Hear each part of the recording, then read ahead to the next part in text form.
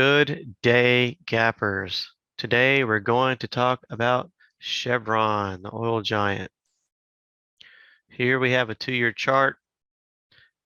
Just for those that may be new, I look for gaps in charts, gap up, gap down, and I like to play the gaps.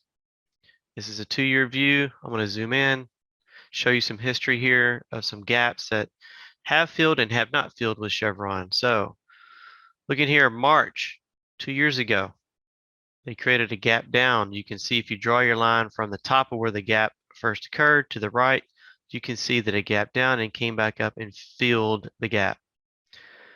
This down here on the bottom, we'll talk about in a second. The one right here, it gapped down. So if you follow it to the right, you can see that stock price came back up and filled that gap. Same here, there's one here, filled. This one here, if you drew it all the way over, it filled.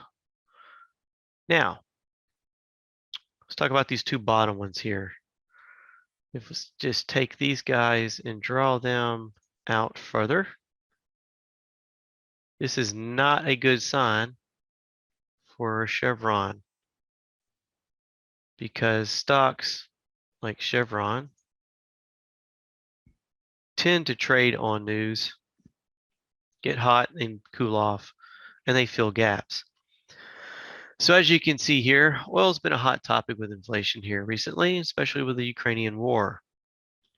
So a lot of people went after commodities because in high inflation times, you keep buying commodities. It's a safe place.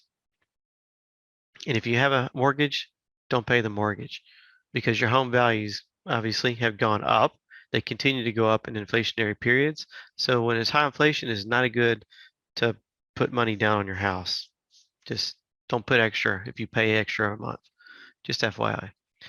Back to Chevron. There was a little gap down up here. It came up and it stayed on that trend line of the moving average. So that's pretty good to see for strength. However, MCAT is floating down. RSI, it did cool off. It stayed in the middle. Stochastic is going down. Are we going to see the purple line straighten over and go down along with the blue to come down and touch yellow line? It's a 200-day moving average. I think so. I think the news, the whole event is gone down.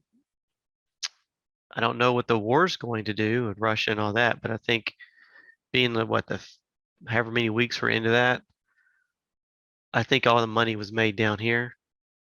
I don't think there's any more money to be made unless, Putin does something stupid with a nuclear bomb or something, which is highly unlikely, given China would not want to have that come through their jet stream air.